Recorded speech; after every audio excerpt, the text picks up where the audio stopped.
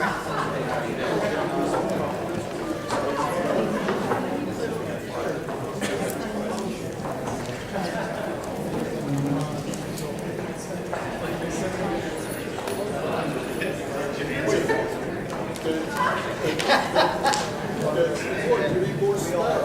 just had a suggestion that I should ask a question to the empty chair.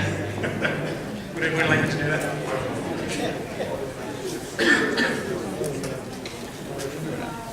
Thanks for coming back. Let's see if we didn't scare anybody off, and that's great. So we're going to move on to lightning round 2, then we'll go on to the audience questions round, and I have a ton of questions, so thank you very much for putting up the box. We have some questions from online. We're going to get to as many of those as we possibly can. But first, we're going to shake our minds loose a little bit by doing a lightning round in reverse. So we're going to start with Mr. Christoforski at the end. Mr. Christoforski, you have 1 minute to answer a question on the space shuttle program. It may have been shuttered, but that doesn't mean an end to Americans in space. Where do you envision the US space program going from here? Well, you know, if you look at most of what we have today in microelectronics and microtechnology came out of the US space program of the 60s and the Apollo program. I think it's appalling that we now have to depend upon Russia in order to send payloads into space and to shuttle back and forth our astronauts from Russia up to the space station and back down here. I think the space program is important. It's an important partnership between industry and the people. It's an important partnership for new technologies and new sciences. Again, almost everything we have today came out of that space program. I support the space program, and I think we should look at alternatives to using Russian rockets to send our astronauts back and forth to the space station. Thank you. Thank you very much. We're not doing responses this round, Mr. Figure. This is just our lightning round. We're going to go through it as quickly as we can. Mr. James, outline for us how the did we just have this question? How the US can best reach? We did indeed. We're going to go on to a different question. That's my fault. My fault for repeating questions. Mr. James, are our farmers and our agricultural heritage adequately supported by Congress and the federal government? Didn't we just have to act? Well, we had a question on the Farm Bill. This is a question about Congress and farming in general. Probably the toughest things that the farmers went through was when they took away the silver as a standard. There's nothing in my Constitution, again, that says Congress is supposed to support farmers, because they should support the post office and post road, because old Ben Franklin got stuck in there somehow. But really, that's one of the issues. Now, you know, if you like the space program, okay, let's spend your money on that. So you're going to steal from everybody else to spend something that you don't have the authority to do. And it comes down to, you know, everything you need to know you learn in kindergarten. And one thing you learn in kindergarten is don't take other people's toys, don't take other people's stuff, you know, don't lie. And by saying that, oh, I'm going to help the farmers, I'm a farmer, I don't want government to help me, let me, you know, pull it up with my own bootstraps. And this goes across not just farming, but it goes across every special interest that's out there. Thank you. Thank you very much. Mr. Figure, your 1 minute question is, should it come before you, would you back legislation akin to the Buffett rule? That's an at least 30% tax rate on millionaires. That's due to be debated April 15th in the Senate. And what is your position on taxing multi-millionaires?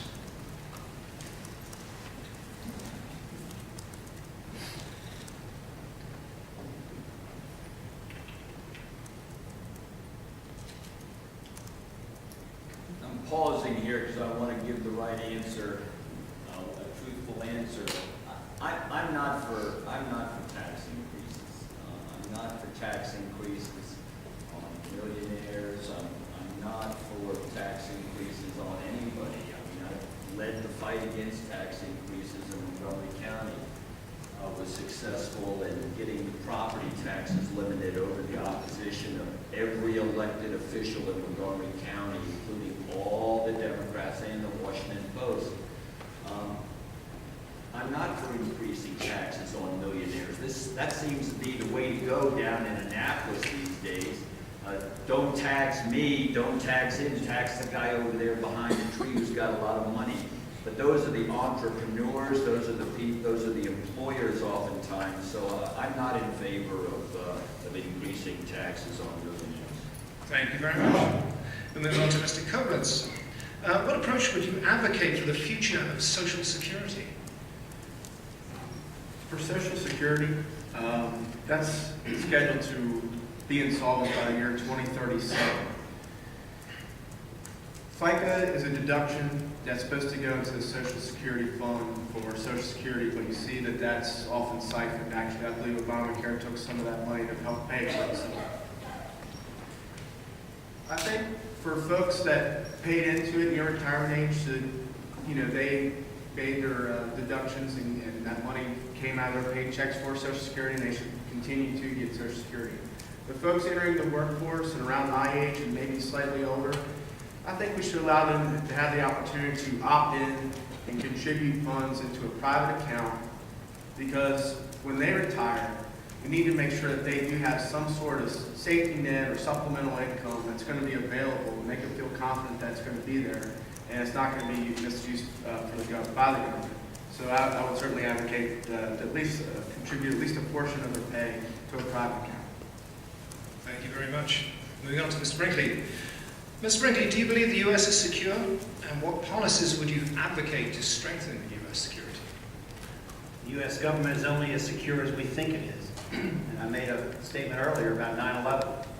How secure do we think we were at that point in time? And how quickly did that change? Furthermore, we've discovered with technology and communications that a small group of individuals can wreak havoc on our whole way of being. And again, you look back at TSA, pardon me, and what we have to do to go through that. There's a demon in here, they don't want the answer to come out. But at the same time, we have to be cutting edge, staying on top of it, and anticipating what can go next. You know, what we don't know are the victories that President Bush and our military have secured for us for our liberties. We owe a debt of ingratitude to them, and we'll never know what they did.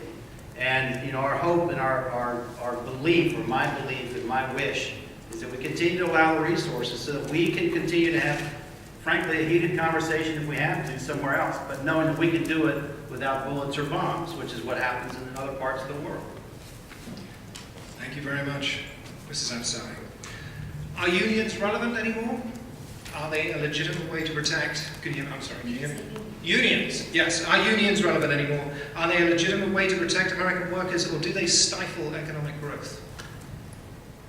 Well, I think that unions have fairly well overstayed their welcome and exceeded their usefulness. There was a time in our world, in the manufacturing boom of the Industrial Revolution, where unions probably were a good idea. But in this day and time, I believe in right to work. I believe that Maryland should be a right to work state. I believe the country should be a right to work state. We have a regulation called Davis-Bacon, I had mentioned earlier, that requires companies to pay a certain wage. Anyone that's doing a federal contract has to do a certain wage, an arbitrary number set by the federal government, instead of the free market, instead of the capitalist system. And what this does is that raises the cost of all these public projects that you and I have to pay for. It raises it sometimes by 30, 40, or 50%. So I do not believe unions should exist anymore, and I do believe in right to work. Thank you very much. Why don't we give a round of applause for the lightning round?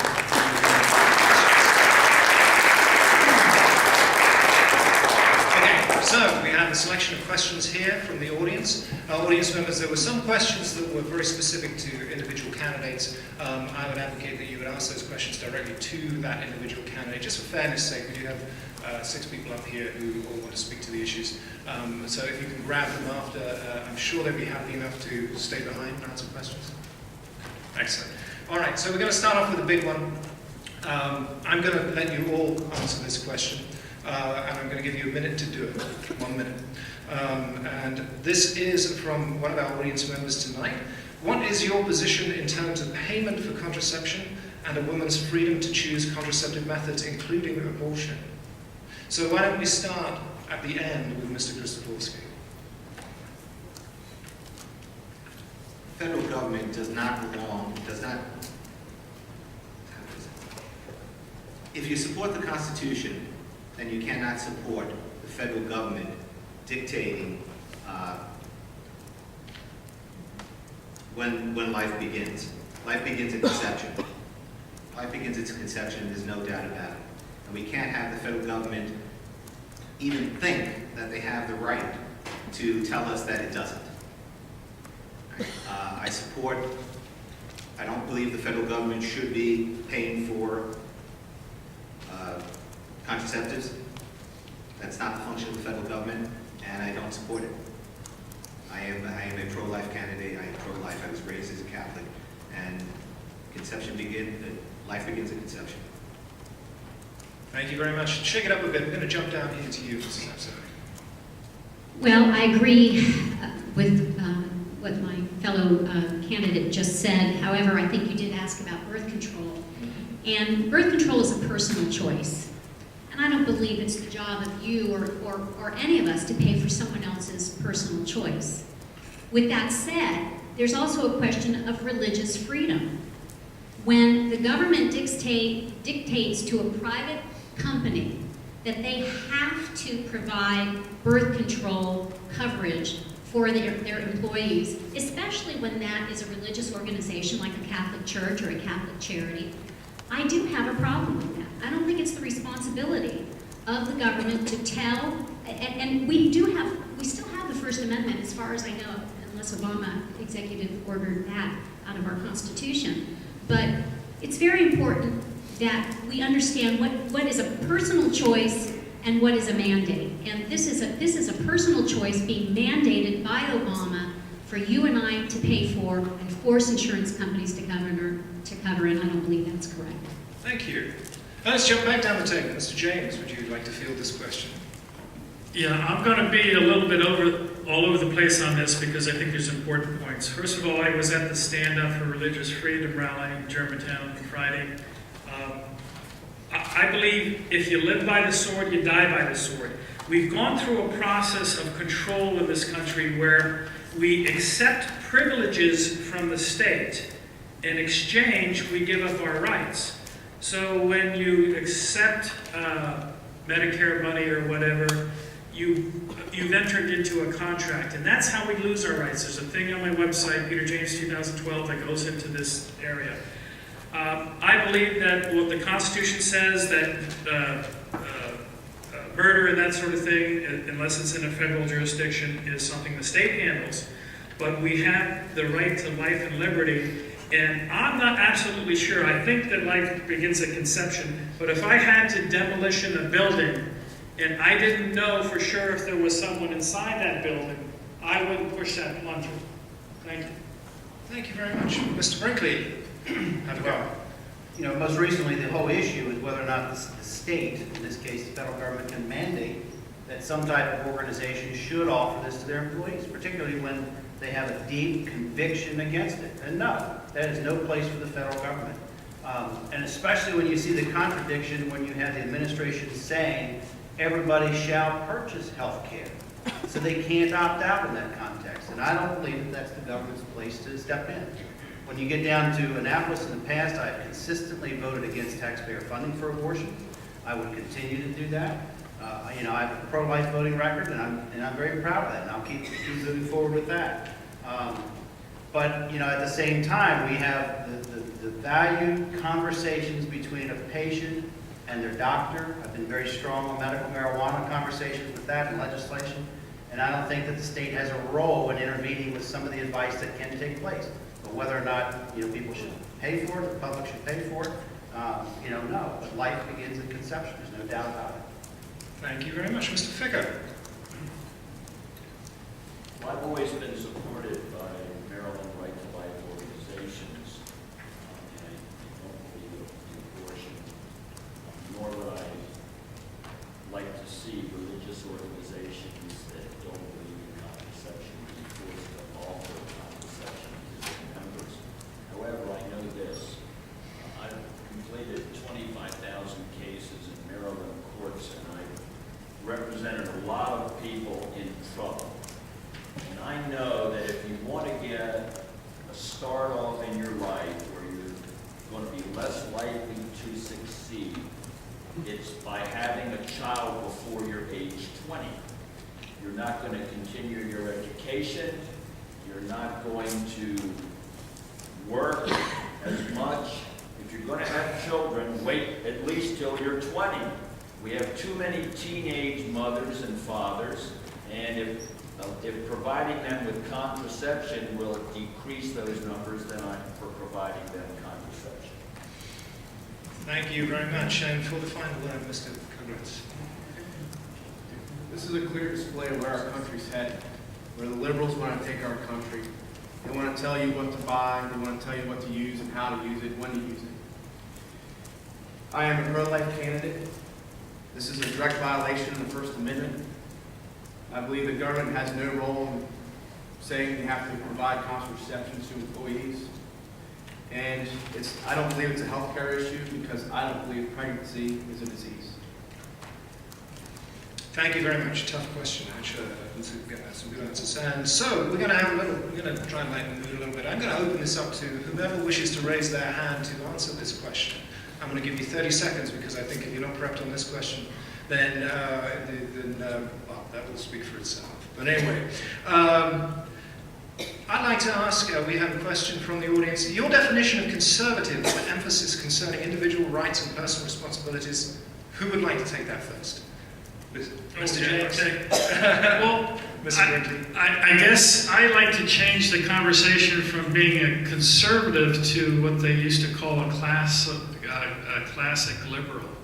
And that's a little confusing to some people. But basically this is like the Barry Goldwater way, where we're conservative, you know, it's maybe got a dash of libertarian in it as well. But a lot of people profess to be conservatives, and there's the fiscal and the social conservative, but they're then always going to figure out some way to spend other people's money and still call themselves conservatives. Thank you. Very good, thank you. Mr. Brinkley, I believe you raise your hands next. Yeah, I think the key to it is certainly for limited government. We have tremendous government that we take for granted because I think we've grown into a lot of this, but it certainly is to try to limit it to the greatest extent possible, preserve our constitutional rights.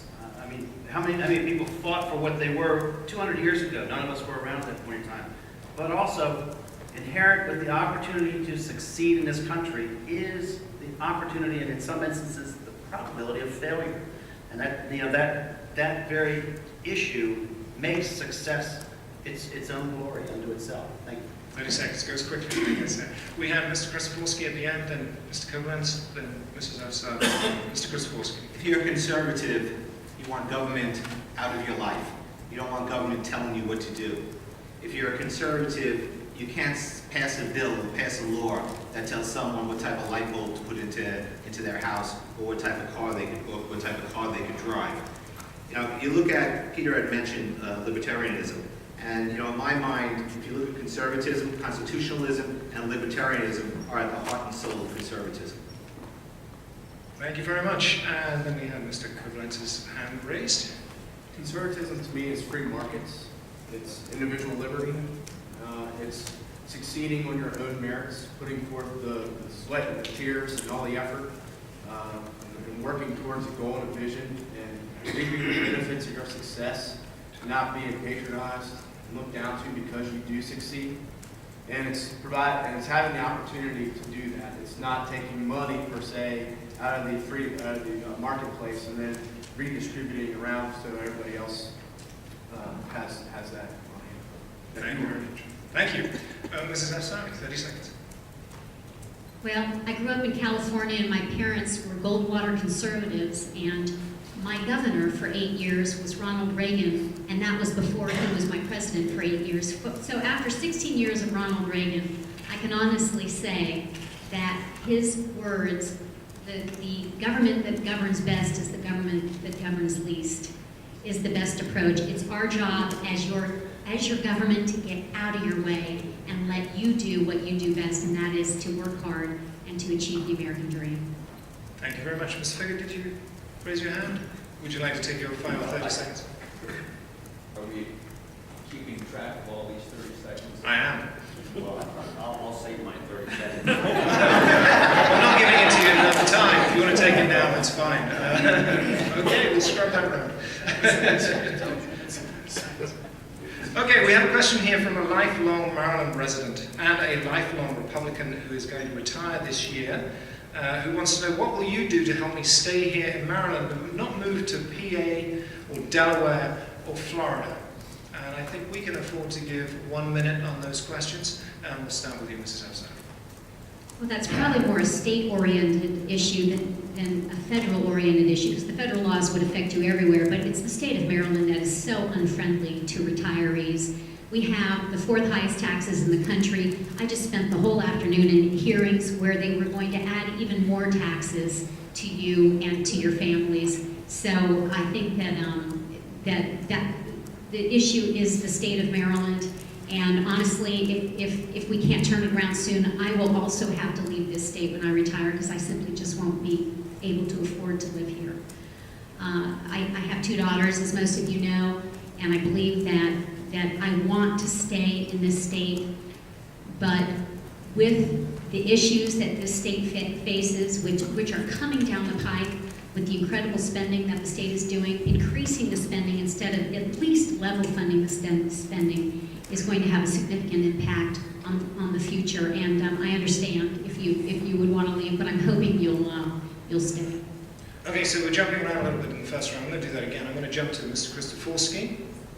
To take that question? Yep, if you would answer that question, that'd be great. I think the best thing that we could do is ask Senator Brinkley and Delegate Nafsali to stay in the State House and do the job that they've been doing for us when they were elected. And I reserve the balance of my time. And I'm reserving it. Okay. What I'm going to do is I'm going to bounce like I did in the first round. So I'm going to bounce to you, Mr. Brinkley. Well, why would you want to leave Maryland? I mean, it's a tax holiday just a few miles away everywhere in Western Maryland. You can go to West Virginia, Pennsylvania, Delaware, if you want to go to the Eastern Shore. I mean, yeah, we joke about it, but the sad part is it's true. And I do financial planning for people. I've advised 2 clients, leave the state. You know, for the money that they would save on income taxes, they could buy an awful lot of first-class airway tickets. The problem is Maryland has, at the very top, class warfare going on in this tax structure. And unfortunately, we're here as congressional candidates. We see the same thing going on in Washington. And that's where our concern is that Washington has to stop digging the hole. You know, our situation is compounded and not much better. And the incumbent hasn't done anything to help it. You know, if he's had 20 years to fix it the way it should be today, what's he going to do in the next 2? Because he says he wants to serve 1 more term. And the point is, now with redistricting, we have to get a Republican in Congress that can keep that seat a conservative seat, because the Democrats, particularly in Montgomery County, are coming after it. Thank you very much. Mr. Jennings is going to jump to you next. Sure. Well, you stole some of my thunder, but I got good news and I got bad news. The good news is I plan to keep Dave and Kathy in the State House. Bad news, I plan to keep Gargiola there too. So what I'm going to do, and you don't even have to elect me to Congress, is I'm going to create economic prosperity by putting in 3,000 to 9,000 robotic greenhouses. If you've ever been to Holland, the Netherlands, they export more food. But I also want to go to Congress and do this for the rest of the country. And basically, I'll have a bowl of popcorn right in my office, and I'll grab every congressman and staffer I can and sit them down and say, spend 45 minutes to watch this video. Because there is, we've looked at Lincoln, Jefferson, Jackson, all have got back to a prosperous country by fixing the money system. Thanks. Thank you very much. So, Mr. Kubernetes, please, if you would take your 1 minute. Thank you. I too am a lifelong Maryland resident. I mentioned before I'm from Frederick County, but when my wife and I were looking for a house, we couldn't afford Frederick County, so we moved out to Washington County. Glad I'm there. I love Washington County, but that's just the reality that we live in. I do believe that this is a state-oriented issue. However, if I'm your congressman, I will work with conservative Republican candidates. I will advocate on their behalf. I will create awareness. I will make sure that we do everything we can to turn the state tide, if you will, back to conservative principles and ideals. And I want you to stay in Maryland. I want everybody to stay in Maryland. And the issue is the media. And it's very hard to reach people because they've been kind of stonewalled. And we have to think outside the box on how to connect and create awareness. And as Vice President of the Republican Club of Washington County, I received Republican of the Year for doing just that. So I would certainly advocate with like-minded individuals and get our state turned back around. Thank you very much. And Mr. Figge, you have the final word, sir. 30 seconds. 1 minute, I'm sorry. If you want retirees to stay here in Maryland, you certainly do not want gas tax Garagiola in Congress. He was the deciding vote on the biggest tax increase in history. I went down and testified against increasing the sales tax. He proudly voted for it. He led the fight against the Ficker Amendment, which passed, thank goodness, to limit property taxes in Montgomery County. He is a tax increasing specialist, and his defense to not filing his lobbyist income, his defense to that is that Mr. Delaney is a loan shark. He is a lobbyist. He knows all the intricate, slinky ways to raise your taxes. You need someone from Montgomery County who's whooped him before, as I did. Montgomery County is half this district now. There's a lot of liberal Democrats there who want to put him in. Robin Ficker is going to be your antidote to Robert Garagiola. Very good, thank you. And I am going to crave the audience's indulgence, if I may, to ask one question that was asked yesterday at the Democrats Forum. I thought it was quite an interesting question, so hopefully you're paying attention. And that is, if crossing the aisle to work with the opposition is a worthwhile goal, what's one democratic idea you believe has merit and should be pursued? And I'd like Mr. Ficker to take that first. Democratic idea? Yeah. If you had to shake hands across the aisle, who would you shake it with? Well, you know, I've done 25,000 cases in Maryland courts dealing with prosecutors in a cordial adversary process. Most of these cases are all compromised, and I've been able to do that with people who are prosecutors, oftentimes defending those who have few friends, who have a lot of strong forces against them. One democratic idea that I embrace, and it tends to be more democratic than Republican, is that I am not for prolonging the war in Afghanistan, and I am very hesitant. I'm tough, but I'm also wise in the ways of war. I'm very hesitant about getting involved in other wars, and I think that Democrats tend to be more that way than Republicans. I think we need some Republicans who don't want to be in the forefront of the military-industrial complex. I don't want to get involved in Iran at all.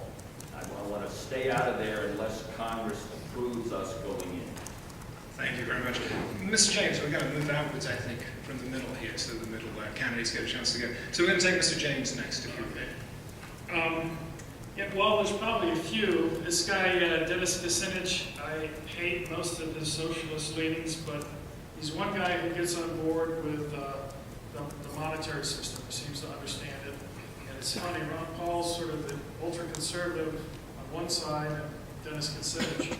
And if they can come together. Also civil liberties. I really think we've allowed the government to have so much control over our lives. And, you know, they say the best government is the government that fears the people, and the people shouldn't fear the government. I haven't flown in a long time. I don't know, maybe it's just me, but I just have an aversion to guys feeling my junk, you know. So, but really, you know, I've got 2 kids, and I just think we need to maybe work together. But I think we're both in the minority, but usually if you'll see Mike Lee and some of the Democrats on those kind of issues, you look at what they vote for, and that's probably where I'll be in Congress. Well, thanks for leaving us with that image. We'll move on to Mr. Grzybowski, if you would like to take it. I looked at the Democrats that are in Congress, and there's very few that I agree with on any issues, actually. But any Democrat that is in support of the principles on which the country was founded, any Democrat that is willing to uphold that the people come first and that the government does not come first, I would definitely reach across the aisle to work with them. My background is across multiple disciplines. One of the things I had to always do in business was to look at something from all sides and deal with people on the other side of the aisle, on the other side of the business aisle, on the other side of the ideological aisle is not much different. And I do have the ability, and I have been successful at doing that throughout my career. And that's one of the things that I'll also do in Congress. But to identify just one Democrat that I would identify with or I reach across with, I can't do that at this point. Because I don't agree with any of them on most of their issues at this point. Thank you very much. I'm going to jump back to this side of the table. Mrs. Epstein. That is a tough question on the national level. On the state level, I actually have sponsored or co-sponsored bills with Democrats in the House of Delegates and have worked very effectively across the aisle with them for common goals that we do share. You'll find that a lot of the bills are some housekeeping bills that we can all agree on. It is tough to say that I would agree with most Democrats on too many issues. I think that probably maybe some agriculture issues we could find common ground. Also, I am a proponent of alternative energy as long as we do pursue the fossil fuel drilling and the nuclear energy that I spoke about earlier. But I have to say that there aren't too many things I do agree with on most issues, and sometimes you do have to say no, and sometimes you just do have to agree to disagree, and there's times you can find common ground, and there are times where you just have to hold your ground and say no. Thank you. Mr. Brinkley. It's a great question. And giving, frankly, having the benefit of listening to a few answers, I had to come to the conclusion that no ideas are owned by either party. When you go back to the founding of the Republican Party, when we were dealing with abolition, and eventually the Democrats came aboard, when you dealt with women, being able to vote, it was a Republican idea, it was a Republican Congress that got it through. And now, theoretically, the Democrat Party is perceived in some circles as being the champion of women's issues. And so therefore, I don't believe that any issues, therefore, are owned by any. And when she mentions that down in Annapolis, she co-signs with, well, you can't help but co-sign with Democrats in Annapolis for the most part, especially if you're going to get something through. But we have that challenge of where we can remove some of that partisan stuff. For example, one of the issues we have in Washington is problematic is all these issues get bundled up. And what ought to happen is we ought to break things out into a single subject rule so people can see that this bill deals with this issue. We are required in Maryland to do that. And you have a clear division and not a bundling of issues. Thank you. And I'm going to let you have the final word, Mr. Collins. Thank you. I have to agree with Mr. Ficker. I think we've been in Afghanistan. I think we've, Osama bin Laden, he's dead. We've captured him. We're targeted to get out of there in 2014. I think if we can kind of expedite our training of security forces and kind of streamline and get an exit strategy a little bit sooner, that would be ideal. But one of the main reasons why I'm running is because there hasn't been any compromise. The American people, the taxpayers especially, has been overlooked. It's all about government. You have to go to government's the answer. Government is not the answer. Okay? You have to ask yourself, when there's a supermajority in the House with the Democrats and the Senate with President Obama, was there a compromise with the health care plan? The answer is no. They shoved that right down our throats like they're not. Even here in Maryland, they're trying to revoke our voice here in the 6th District. Was there any compromise with that? The answer is no. You need folks down there to stand on principle and for the American people. Very good, thank you very much. I'm going to ask just one more question. This one is going to go to everybody. You raise your hand if you wish to go first, and we'll take you in order. Name for us one or maybe two things. I think we'll give 30 seconds for this one. If we make 30 seconds, and we'll run down real quick. Something that qualifies you to be elected to Congress. Okay? And I'm just going to straight shot right down the table, starting with you, Ms. Sepsa. Well, I'm a proven leader. I was one of the leaders of the petition drive. You might remember the DREAM Act that we got on the ballot this year. Veteran legislators in Annapolis said, you can't get something on the ballot. This hasn't happened for 40 years. Well, the Fresh Republicans got it passed. I have founded nonprofit organizations where I've led a team of over 100 people, and I hope to continue to lead to elect more conservative, constitutional conservatives in Maryland, as well as our national government. Our current congressman has not helped in that regard, and I hope to be a leader in that. Very good. Mr. Brinkley, 30 seconds. I was born and raised on this district. I fought the redistricting that was proposed and adopted by the Democrats when we were in Annapolis. Why? Because it split two communities. It split Western Maryland. It split Montgomery County. Montgomery County's not happy with this district either. And born and bred here, my business is here, my family's here. I know what this district needs to thrive and survive, and my experience in Annapolis, working with people out in Western Maryland, and yes, working with people in Montgomery County at the whole statewide level to see exactly what we have to do to bring this community back together. Thank you very much. Mr. Koblenz, 30 seconds. I think we need principled conservatism to invoke change. I'm a working class American. I have my ear directly to the ground. I live it every day. I know what the American people's struggles are. I live in the district. I'm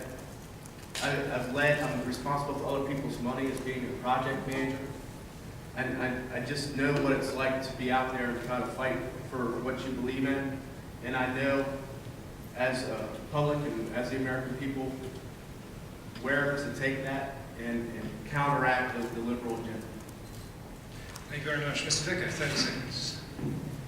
The only lawyer up here, the only Army veteran who has a honorable discharge from the U.S. Army. I have a farm, a working farm. I have a degree in engineering. I'm a former legislator. I have 3 children. I grew up on Capitol Hill.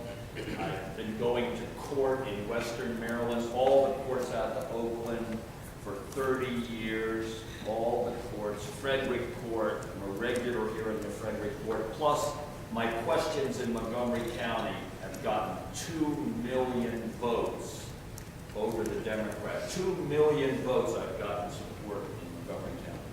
Thank you very much. Mr. James, the floor is yours. Well, when Bushnell, the guy started Atari Pizza Time Theater, wanted a wizard for his catalyst group of companies, startup companies, the executive recruiter brought him me. I'm the guy who can figure stuff out that nobody seems to be able to figure out. And I'm also a very good salesman.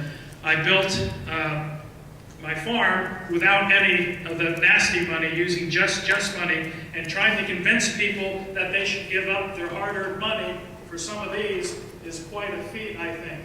And I believe I can go to Congress and convince them to do the right thing, even though it seems at first to be absurd. Thank you. Thank you very much. And finally, Mr. Christopolsky. I worked 3 jobs to work my way through college, paid my way through college. I started my own consulting company when I was 20 years old and went to work in Manhattan. I've started companies, I've brought companies public. One of the companies I've brought public is one of the largest information providers on the internet. We bought a company public and it was picked up by Healthy on WebMD. I've always looked at things, I've always been a leader, I've always challenged the position that people have stated. I've never stayed with the status quo. I've always consistently looked at things and said, why can't we change them? And I'm only one candidate up here who's traveled this district for the last year, talking to everybody, and put over 60,000 miles on my car. Thank you very much. Ladies and gentlemen, I think you should give yourselves a round of applause for some excellent questions.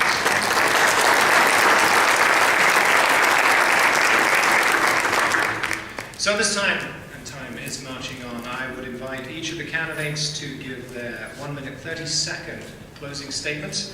And we're going to do this in reverse order. I know we're jumping about a bit, so let's get back to a bit of order here. We're going to start with Mr. Christopolsky, come down this way.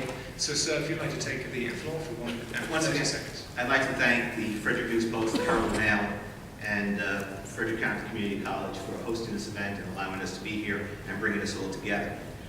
I'm proud to be American. I'm proud of the country. I'm proud of the principles upon which the country was founded on, but I'm not proud of our government any longer. We have a Congress who consistently advocates its responsibilities under the Constitution. We have a president who asks the Department of Justice for ways that he can get around the Constitution. How can he get around the Second Amendment? how can he get around other portions of the Constitution. We have a Department of Justice that simply decides what laws they want to enforce and what laws they don't want to enforce. Well, that's not what they're supposed to be doing. All right? Every law is supposed to be enforced equally. We need people in Congress that are going to look at what's going on and say, this is where we are, this is where we want to be, and here's the roadmap that we're going to use to get there. And that's the plan I used throughout my life. When I started out in college, I said, all right, this is where I want to be, and this is how I'm going to get there, and I executed that plan, and I was successful at it. When I started in the business world, I said within 3 years, I was going to be a senior vice president in the company I was in. And within 3 years, 3 to 4 years, I was a senior vice president. I did things that people said were impossible. All right, you have to ask me, Walt Disney said at the Grace, if you could dream it, you could do it. And that's my philosophy. If you could dream it, you could do it. I've got 35 years of leadership experience in multiple disciplines across multiple areas. And I can bring that to Congress and serve the people of the 6th District. Thank you. Thank you very much, Mr. James. I used to go see venture capitalists with my dad. He's the guy who invented text messaging when the touch-tone phone first came out. They thought he was mad. Now that's the most favorite form of communication. He made tens of millions of dollars doing that. He taught me, Peter, what man can imagine, man can do. We're going into the mother of all economic collapses. I tried to warn people in 2008, 2009. They looked at me like they had 3 heads and was Chicken Little. It happened. The Washington Post reporter covering the race called me up afterwards. She said, Peter, do you feel vindicated that what you said, predicted would happen? I said, well, no, because I couldn't stop it. I mean, I wasn't there. But please, make me there. We've got $2 quadrillion worth of derivatives. When the system collapsed last time, there was $1.5 quadrillion. With the European debt crisis, with $5 gas, and they're expected, the GAO said we're going to see a 3.5% increase in both debt and deficit this next year. The collapse is at hand. And you need somebody who understands it, won't have the wool pulled over their eyes, and really can come up with a solution. And I'm that guy. I did it for Intel, I did it for Xerox, I did it for all these big companies. So please look at me closely. Thank you. Thank you very much. Mr. Ficken. Look what the Democrats did to you. They moved 1 million Marylanders into new congressional districts so that they could take this congressional seat. They wanted to negate your vote. They wanted to stack the deck so that your votes don't count, so that they have everything all fixed. I'm not going to let them do it. I have a broad support in Montgomery County. My ballot questions there over the years since 1974 have gotten over 2 million votes. Just recently, my property tax limitation passed over the opposition, over the leadership of Mr. Garagiola, who may very well be the nominee. I've beaten him before. I have a question on the ballot in Montgomery County as a running mate to limit the energy tax increases. They gave us a big energy tax increase in Montgomery County before the election, said they were going to sunset it after the election. They didn't sunset it. Now they've renewed it. My ballot question will limit energy tax increases. That's a good running mate. Plus I have support in Western Maryland, very familiar with Western Maryland, have gone to court here in Frederick, Hagerstown, Cumberland, and Oakland for 30 years. Not just in the election, not just in the last year, for 30 years. I'm going to beat Garagiola or the loan shark if indeed there's an upset in that primary. I'm going to beat them, and your vote's going to count. The Democrats are going to lose their bet. Thank you very much. Mr. Clements. Again, thank you to the Frederick East Post, Herald Mail, WFMD, and all of you for attending tonight, and Frederick Community College for letting us host this event tonight. I have 90 seconds for a closing statement. In that time, the federal government's going to borrow $3 billion on your behalf. We borrow 44 cents for every dollar spent. What is the solution? More government. We're heading in the wrong direction. We're going to, as Peter mentioned, we're eventually will collapse. It's unsustainable. I'm running because these issues aren't new. Immigration is still a problem. Been a problem since the 80s. We continue to raise the debt limit. We need to not only stop doing that, but we need to lower it. It's called a limit for a reason. You've heard the question, are you better off than we were 20 years ago? Can you afford 4 more years? My question is, do you want your country back? Do you really care enough to get out there and do what's necessary to take back your country? Back in 2010, all across America, folks elected conservative, principled Republicans. They need backup. I'm not concerned about being popular. I don't want any other seat. I genuinely care for my country. I signed a term limit pledge to serve no more than 3 House terms. I live in my district. I mentioned that could be a liability in the general election. Plus, if you don't live in your district, who do you really represent? You only represent yourself. That's the answer. I will fight for you, the American people, the people of 6th District, each and every day. And when you go to the polls to vote on April 3rd, you have a choice. Consensus or courage? Choose courage. Please vote for me, Robert Kittens. Thank you very much. Moving on to Mr. Frederick. I respect Congressman Bartlett, but I respectfully disagree with him. I don't believe that in Washington that's just the way it has to be. I won't vote against good bills because that's how I'm told to vote, or vote for bad bills because they might contain some crumb that I want. Perhaps that's why this very year the Heritage Foundation and the American Conservative Union both gave him a C for his liberal voting record. Hard to believe. I've spent 3 terms as a member of the Budget and Tax Committee fighting for lower taxes, less spending, and helping lead the effort to stop the Gragiola gas tax increase. I respect Congressman Bartlett, and I've voted for him many times in the past, but not this time. I commend the incumbent for attending his voting session tonight and for attending the other debates that we've had, but not once during his campaign can he point to an accomplishment, a single legislative accomplishment in his 20-year campaign, other than spending money. Sadly, after 2 decades, he's made little difference in Congress. It's time for a second opinion. Therefore, it's time for a change. I'm a proven conservative. I'm an effective conservative, and I'll go to Washington and be conservative and make a difference. My name is David Brinkley. That's why I'm running for Congress, and I'm here tonight to ask for your vote Tuesday. Thank you very much. Thank you very much. Mrs. Afsani. Well, I had a prepared statement, but I think I'm throwing it out the window, and if I'm a few peas short of a casserole for saying and speaking frankly, then I'll do it. I've been to 10 debates now. They are largely unattended. I've stood on stages with our fellow at the end who is a professional campaigner who's been campaigning for this seat for years, has never won. The next fellow yesterday was at a campaign event and wore a foil hat for the debate with pillows strapped to his body. The next fellow is a professional heckler. And we have a state senator who claims to be conservative. He's not. He's a moderate and was forced to resign from his leadership position. And then we have a congressman, and I respectfully say that he's using the same campaign material that he used 20 years ago, and he brags about it, and he says that he loves Al Gore. He's using the same campaign material that he used 20 years ago, and he's done nothing to change what was on that campaign material. Now, people go around and tell me that I'm not qualified for this job. Well, if I'm not qualified for this job, who is?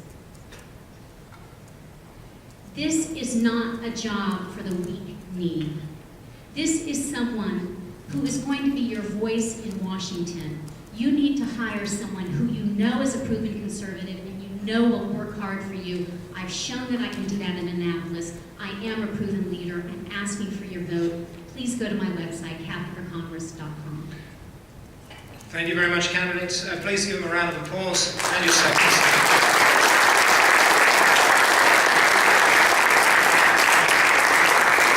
That brings us to the end of tonight's event, and I want to thank you. also like to thank Frederick Community College and the Herald Mail and WFMD for helping us out this evening. And I hope these forums have gone some